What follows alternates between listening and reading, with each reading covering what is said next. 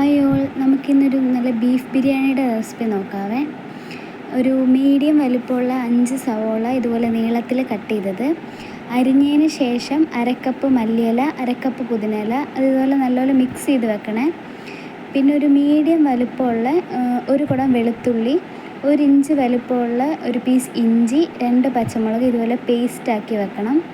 ഇത് 1 kilo ബീഫാട്ടോ. 1 kilo ബീഫിലോട്ട് 2 table spoon മുളക് പൊടി, 1.5 ടേബിൾ സ്പൂൺ മല്ലിപ്പൊടി, 1/4 ടീസ്പൂൺ മഞ്ഞൾപ്പൊടി. ഞാനിത് ലാസ്റ്റ് ആഡ് ചെയ്ത അളവാട്ടോ പറയുന്നത്. ഇപ്പോൾ ഈ ക്ലിപ്പിനകത്തെല്ലാം ഞാൻ 1 ടേബിൾ സ്പൂണൊക്കെ വെച്ച് ആഡ് ചെയ്യുന്നുള്ളൂ. പക്ഷേ ഞാൻ ലാസ്റ്റ് ടേസ്റ്റ് നോക്കി കുറച്ചുകൂടെ ആഡ് ചെയ്തായിരുന്നു കേട്ടോ. അതിൻ്റെ അളവാണേ പറയുന്നത്. ഇപ്പോൾ ലാസ്റ്റ് ഇട്ടത് 1 ടേബിൾ സ്പൂൺ ഗരം മസാല കേട്ടോ. പിന്നെ നമുക്ക് വേണ്ടത് നമ്മൾ നേരത്തെ അരച്ച് വെച്ച ഇഞ്ചി വെളുത്തുള്ളി പേസ്റ്റ് ഇല്ലേ, അതിൽ നിന്നൊരു 3/4 ഭാഗത്തോളം നമുക്ക് ഇതിനകത്തോട്ട് ഇട്ട് കൊടുക്കാം. ഈ 1/4 ഭാഗം നമ്മൾ മാറ്റി വെക്കുന്നത് അരി വേവിക്കുമ്പോൾ ഇടാനാണ് കേട്ടോ. പിന്നെ നമുക്ക് വേണ്ടത് ഒരു മീഡിയം സൈസ് വലുപ്പമുള്ള തക്കാളി, അത് ഇതുപോലെ ചെറുതായിട്ട് കട്ട് ചെയ്തത്, അതും കൂടെ നമുക്ക് ഇട്ട് കൊടുക്കാം. പിന്നെ നമുക്ക് വേണ്ടത് 1/4 കപ്പ് തൈരാണ്, 1/4 കപ്പ് തൈര്. പിന്നെ 1 ടീസ്പൂൺ ഉപ്പും കൂടി ഇട്ട് കൊടുക്കുന്നുണ്ട് കേട്ടോ. നമ്മളിത് കുക്കറിലാണ് വേവിക്കുന്നത്.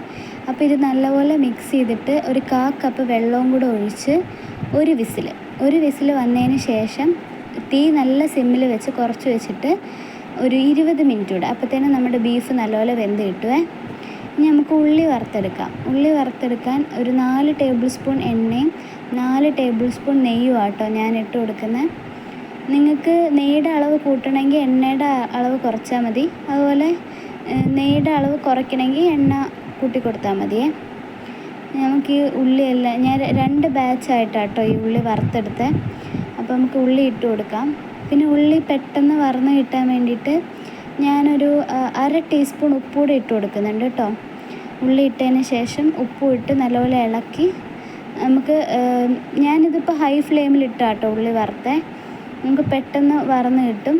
ഇതുപോലെ ഒന്ന് ഇടയ്ക്ക് ഇളക്കി കൊടുക്കണം, അല്ലെങ്കിൽ ഒരു സൈഡ് മാത്രം ഗോൾഡൻ കളർ പെട്ടെന്നാവും, പിന്നെ ബാക്കി അപ്പം അത് കരിഞ്ഞു പോകും കേട്ടോ പെട്ടെന്ന്. അപ്പോൾ ഇടയ്ക്ക് ഇതുപോലെ ഇളക്കി കൊടുക്കണം.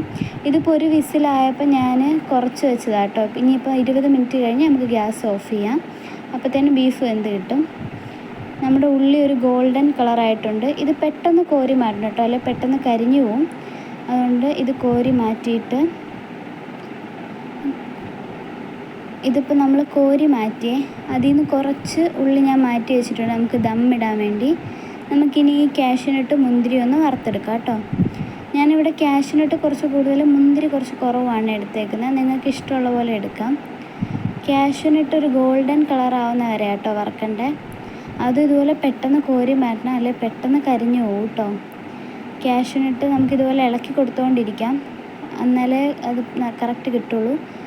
മുന്തിരി ഇതുപോലെ വീർത്ത് വരുന്ന വരെ കേട്ടോ മുന്തിരിയും, അതും ഇതുപോലെ നല്ലപോലെ ഇളക്കി കൊടുത്തുകൊണ്ടിരിക്കണം, അല്ലെങ്കിൽ പെട്ടെന്ന് കരിഞ്ഞു പോവേ. ഇനി നമുക്ക് അരി വേവിക്കുന്നതിന് മുന്നേ ആ എണ്ണ കുറച്ച് ഞാൻ കോരി മാറ്റിയേ. അതിനകത്തോട്ട് ഒരു 5 ഏലക്ക, ഒരു 8 ഗ്രാമ്പു, 2 പീസ് പട്ട, ഒരു ബേ ലീഫ് അതെല്ലാം കൂടി ഇട്ട് നല്ലപോലെ ഇളക്കി ഒരു മിനിറ്റൊക്കെ ഇളക്കിയാൽ മതി. അപ്പോഴത്തേനും നല്ല മണം വരും. ഏലക്കയൊക്കെ ചെറുതായിട്ട് പൊട്ടി തുടങ്ങുമേ. അപ്പോഴത്തേനും നമുക്കൊരു 4 കപ്പ് അരി, കഴുകിയ 4 കപ്പ് അരി, അതിനകത്ത് ഒട്ടും വെള്ളം പാടില്ല കേട്ടോ, അല്ലെങ്കിൽ നമ്മൾ ഒഴിക്കുന്ന വെള്ളത്തിൻ്റെ അളവ് തെറ്റിപ്പോവും. ഒരു 4 കപ്പ് അരി ഞാൻ ഇട്ട് കൊടുക്കുന്നുണ്ട്. 1 കപ്പ് അരിക്ക് 1.5 കപ്പ് എന്നുള്ള രീതിക്കാട്ടോ വെള്ളം. ഞാനിവിടെ 6 കപ്പ് വെള്ളം ഒഴിച്ചു കൊടുത്തു. ഇനി ഇതിൻ്റെ കുക്കിംഗ് ടൈം, ഇത് നല്ലപോലെ തിള വന്നതിന് ശേഷം നമുക്കിത് അടച്ച് വെക്കാം. നല്ലപോലെ തിളച്ചതിന് ശേഷം ഇത് അടച്ച് വെച്ചിട്ട് ഒരു 7 മിനിറ്റ് ഒക്കെ ആകുമ്പോഴത്തേനും ഇത് നല്ലപോലെ വറ്റും. ഇനി അഥവാ ഓരോ അരി അനുസരിച്ച് മാറുമല്ലോ, ഇതിപ്പോൾ ജീരകശാല അരിയാണ്. അപ്പം അരി വെന്തില്ല എങ്കിൽ നമ്മൾ അടുത്ത് തന്നെ ചൂടുവെള്ളം അത് ഒഴിച്ച് വേവിച്ചാൽ മതി. ഇതിനകത്തോട്ട് ഞാനൊരു നമ്മൾ നേരത്തെ വറുത്ത് വെച്ചില്ലേ, അതിൽ നിന്ന് 1 ടേബിൾ സ്പൂൺ ഉള്ളി ഇടുന്നുണ്ട്. പിന്നെ ഇത് അരമുറി നാരങ്ങയുടെ നീരാണ്. ഉള്ളി ഇട്ട ക്ലിപ്പൊക്കെ എവിടെയോ മിസ്സായിപ്പോയി. ഇതിപ്പം ഈ ആവിയൊക്കെ പോയി ബീഫ് നല്ല വെന്ത് വന്നിട്ടുണ്ട്. ഇനി നമുക്ക് ഗ്യാസ് ഓൺ ചെയ്ത് ഇതൊന്ന് തിളപ്പിച്ചെടുക്കണം. നമുക്ക് ഇത്രയും വെള്ളം നമുക്ക് വേണ്ട, എന്നാൽ കുറച്ച് വെള്ളം വേണം കേട്ടോ. നമ്മൾ നേരത്തെ വറുത്ത് വെച്ച ഉള്ളി ഇതിനകത്തോട്ട് ഇട്ട് കൊടുക്കാം. ഉള്ളി ഇട്ട് നല്ലപോലെ ഇളക്കി മിക്സ് ചെയ്യണം. എന്നിട്ട് നമുക്കിത് തിളപ്പിച്ചെടുക്കണേ.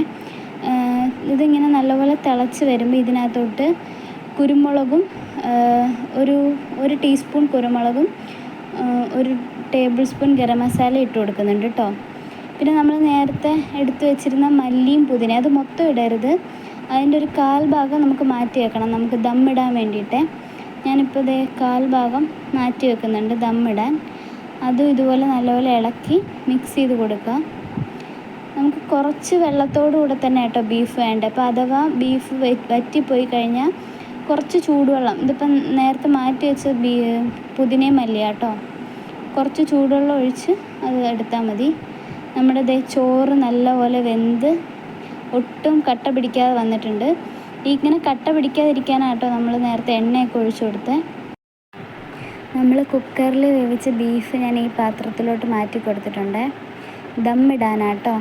ഇതുപോലെ ഇത്രയും ഗ്രേവി ഉള്ള രീതിയിലാട്ടോ നമ്മൾ ബീഫ് കറി എടുക്കേണ്ടത്.